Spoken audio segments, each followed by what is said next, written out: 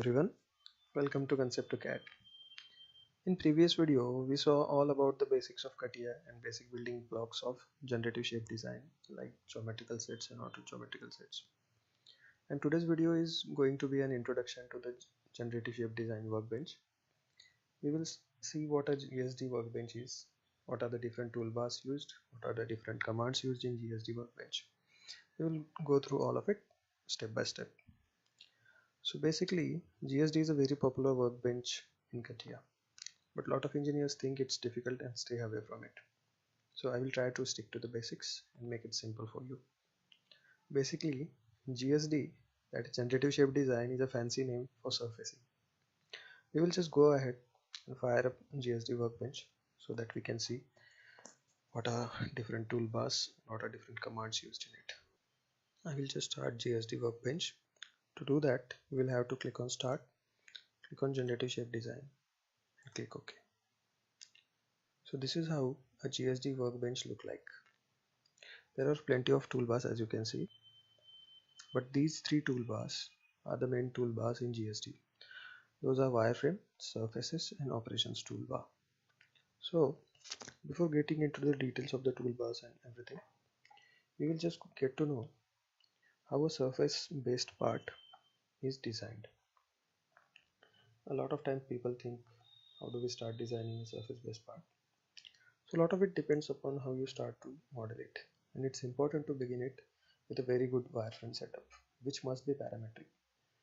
By parametric I mean that if you change the basic dimensions of particular part, a whole model geometry should be changed according to it.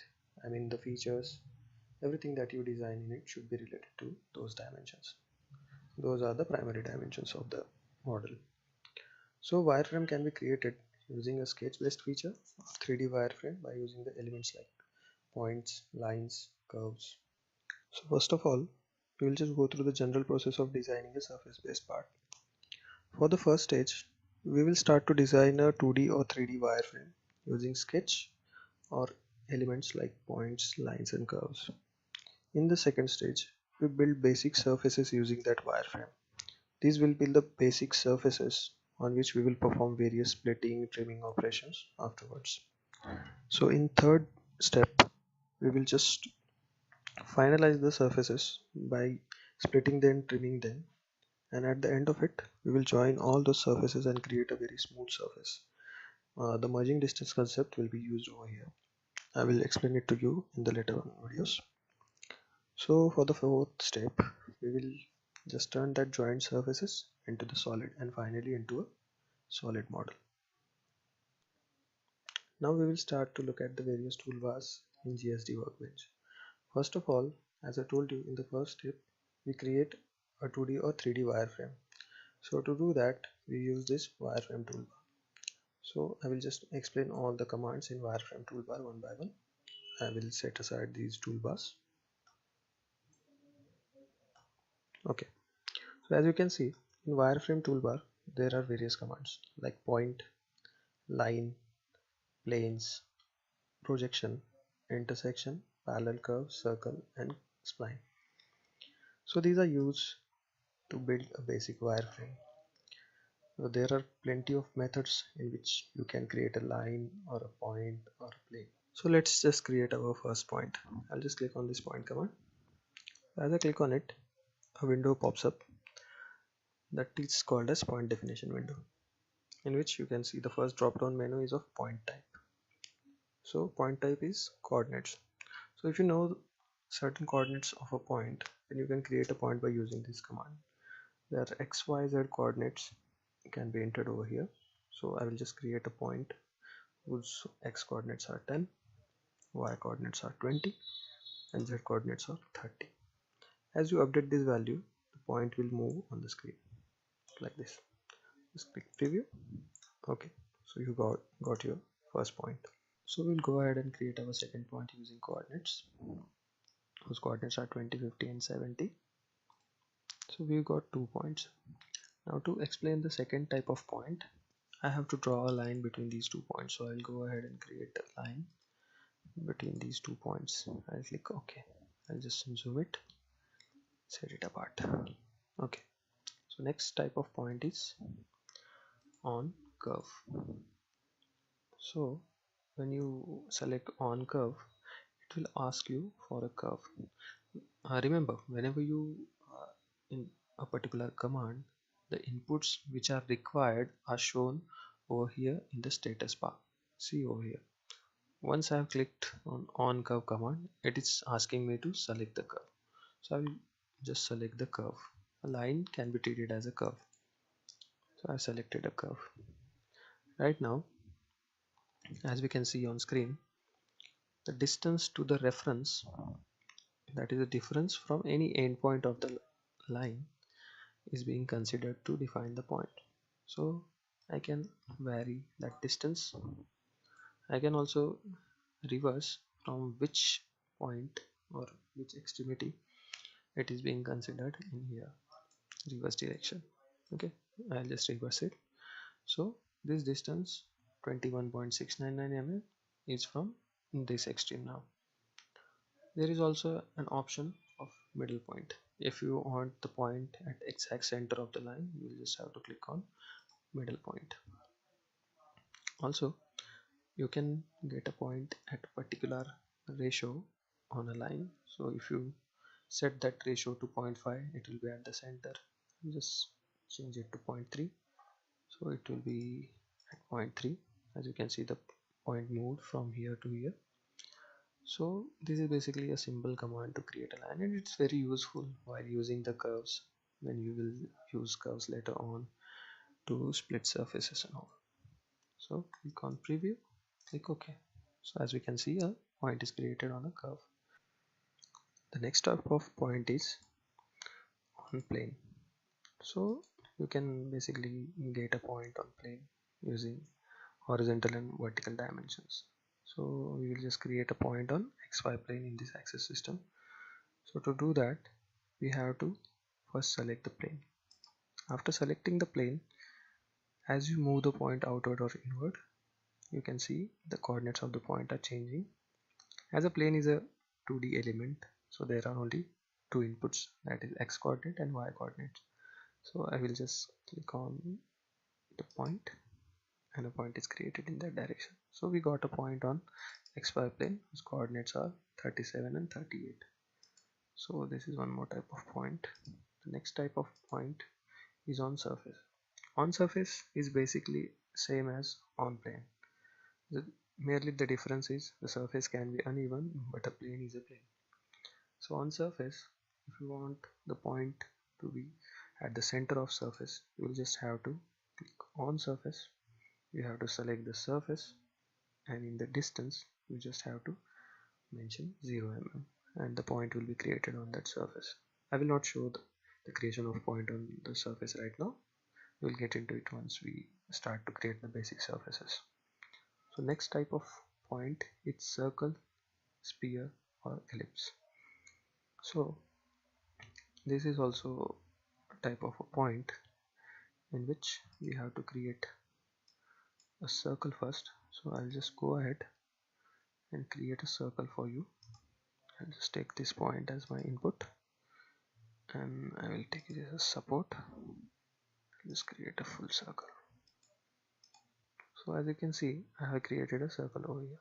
So if we take the command of point using circle, sphere or ellipse, and we can click on the circle, so a point will be created at the center of the circle. Right now there is already an existing point. When we click OK, you can see that point 12 is the newly created point at the center of that particular circle. This type of point is tangent to the curve. So if you want to create a tangent point on a circle in a particular direction, you can use this command. So I'll just go ahead and click the circle. For your information, a circle is also considered as a curve, and I'll select the direction to be X and click OK. As you can see, 2 points are created on the circle, because a tangent to the circle in the X direction can originate from here or here. So this is the next type of point. Now the last type of point is in between point. So as the name suggests, it creates a point between already existing 2 points, point 1 and point 2, and it places it at certain ratio of the distance between those 2 points. So to do that, I will just go ahead and hide this line. I will hide this point also. So I'll just click on in between, select point 1, point 2. If I set this value to be 0.5 and click on preview, as you can see, a point is generated at the exact center between these 2 points.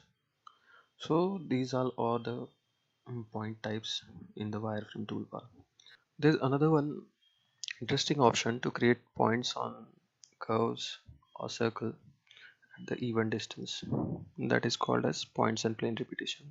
So if you want points to be distributed on the periphery of a circle or on a curve, and those need to be spaced evenly, so we use this option. So I will just go ahead first and hide these points. I'll click on planes and points repetition. So it will ask us to select the curve. Okay, so it will set the first point by default at the extremity, and here we can set how many points we want on that periphery. Right now I want 5 points.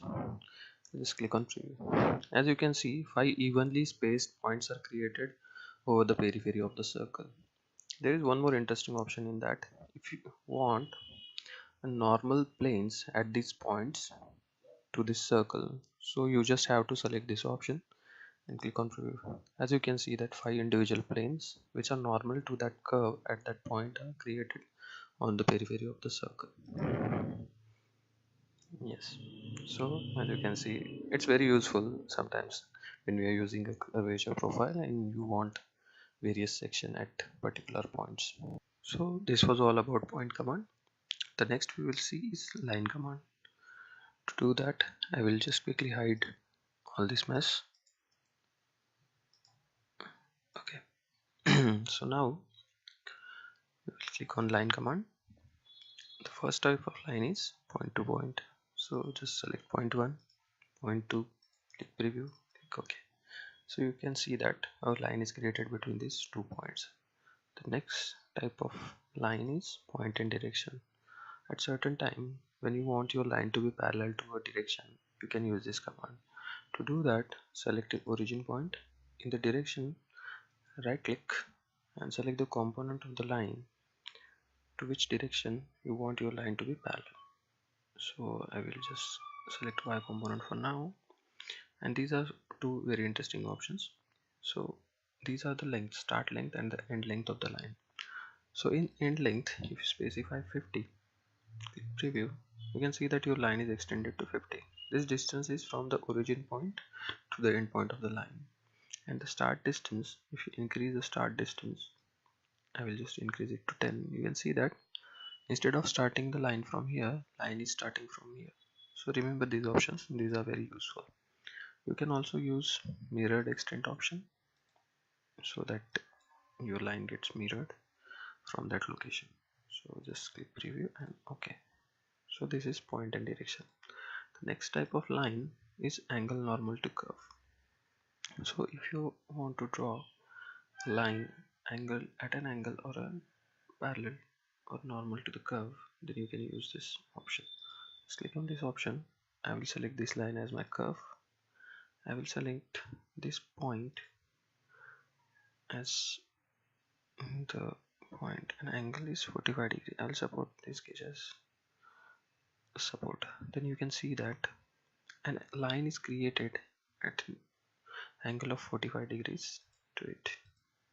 See, there is an angular line of 45 degrees. So the next type of line is a tangent to curve.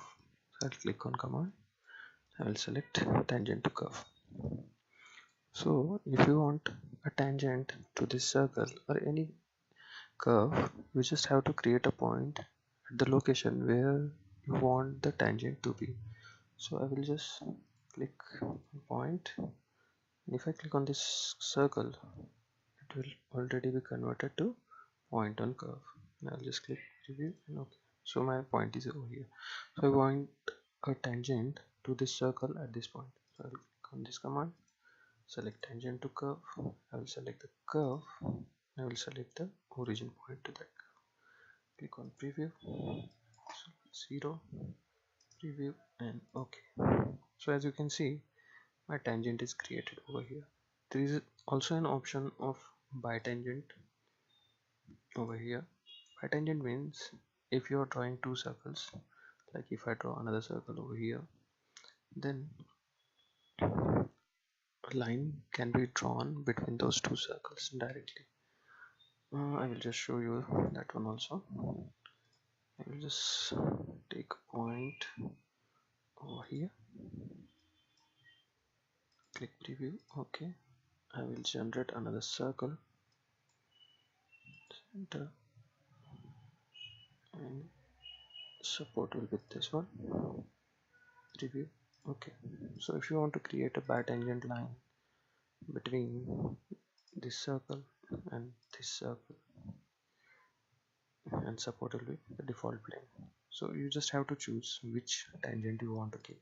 You just click on that tangent, click preview, click OK. As you can see, a bitangent line is created between these two circles. Next type of line is normal to the surface. We will see normal to the surface and bisecting lines when we get into the basic surface creation. So that will be all for lines. The next option is of planes. We all know how to create planes and all. So I will just show you some basic options. As you can see, there are plenty of types of planes, as offset from plane, parallel through point, angle, normal to plane. I suggest that you should go through these options one by one so that you can understand these options yourself. So I will not go into the details of the plane, you can figure it out on your own. So this was all about lines, points, and planes. Next we will see these types of commands, that is projection, intersection, and parallel curve. To explain projection, intersection, and parallel curve commands, I have created a part already, so I will just switch to it. So now first we will see what is a projection command. Okay, as the name suggests, it projects any curve on a particular surface. So I have just created a sample surface over here, and I want to project this curve onto this surface. So I will select this curve as projected, and I will select this as support. If you click preview, you can see that this curve is projected on this surface. You can then use this projected line to split this surface or anything that you want. Next one we are going to see is reflect line command. To explain that command, I have created a geometrical set. So I will just define it and I will hide this one. Okay, so what reflect line do is basically it's creating a curve on an existing surface at a particular angle. So I have created this surface to explain the reflect line. So I will just go ahead and click on reflect line. I will click this as support, and this will be my direction. So as you can see that 45 degrees is the angle I have mentioned. As you can see, curves are being created at this angle on this surface. I'll click on preview and OK. So I'll keep all the elements. So as you can see, the curve is getting generated depending upon the angle that I have specified from a certain direction. So it's used while doing the draft analysis and creating the parting lines. Next command which we are going to see is intersection. So I will just define geometrical set of intersection, hide the reflect line. Okay, as the name suggests, intersection command creates a curve at the intersection of two individual surfaces. So click on intersection command, select the first surface, select the second surface, click preview and OK. As you can see, a curve is generated at the intersection of the first section and the second surface. So this is a simple command you can use while splitting the surface, as we will see in the next videos. So I'll just go ahead and we will see parallel curve command. I will hide this. I'll define the geometrical set of parallel curve. So as the name suggests, parallel curve, it's generating a curve parallel to existing curve on a particular surface. So here I am generating a curve parallel to this edge on this surface. So first select the edge, then click on this surface and specify the distance on which you want your parallel curve to be. So I will specify the distance as 15 mm. Click on preview and click OK. As you can see, a parallel line to this edge is created on the surface, and these commands are generally used to split the surface when another splitting surface is not available at that position. So this is parallel curve. One more option in parallel curve is 3D offset of curve. So 3D offset usually do is it offsets the curve in a particular defined direction. So first select the curve and then specify the pulling direction and then the distance. Click on preview, click OK. As you can see, I have created an offset of this curve in the 3D space in Z direction. So this is all about parallel curve, intersection and projection commands. So next we will see circle, corner and connect curve command. We will go back to the previous part. Okay, so to explain, I have explained circle to you already. There are plenty of ways in which you can create a circle. You can go through all of them one by one. Those are so easy that I don't think there is any need to explain them to you.